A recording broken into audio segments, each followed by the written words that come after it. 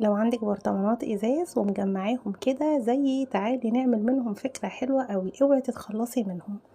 انا استخدمت النانو تيب ده او الدبل فيس المستورد على الغطا بس من الجناب بس بالشكل ده، وهبتدي اشيل الزيادات كمان اللي هي زيادة عن جنب الغطا بالشكل ده.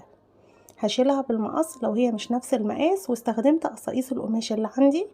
هشيل بقى كده الجزء اللي هو البلاستيك اللي على الدبل فيس، وهبتدي احطه على حتة القماش بالشكل ده، وهشد القماشة كلها على الأجناب اللي هي عليها الدبل فيس، هشدها كويس قوي، وهبتدي أقلبها كده الناحية التانية، وهشيل الزيادات كلها بالمقص على الحرف بالظبط، مش هسيب أي حاجة من القماش زيادة خالص عن الدبل فيس.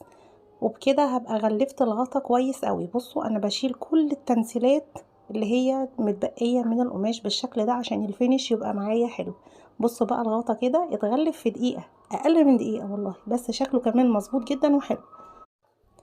وهبتدي اشيل او افرغ الوردات اللي على القماش بعدد البرطمانات.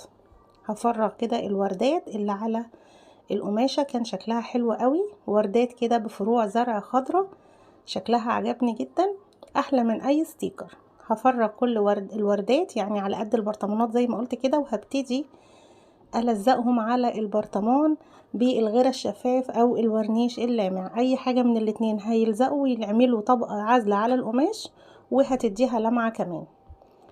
هحط طبقة الاول تحت قطعة القماش بالشكل ده، وهلزق القماشة وهحط كمان تحتيها وفوقيها، يعني هنستخدمه كطبقة عازلة علشان يبقى معايا القماش ممكن يتغسل عادي البرطمان ويعمل له طبقة عازلة حلوة قوي، وبيديله لمعة حلوة كمان.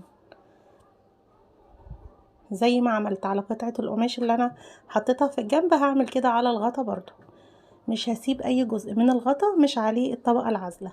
بصوا انا بحط طبقة تقيلة عادي، بعد ما بينشف الغيرة ما بيبقاش ليه اي اثر خالص، بيسيب لي شكل القماشة مزهزه كده ولامع، والالوان واضحة جدا، ما تقلقوش مش هيتأثر خالص، يعني الطبقة البيضة دي هتختفي تماما، دي طبقة شفافة.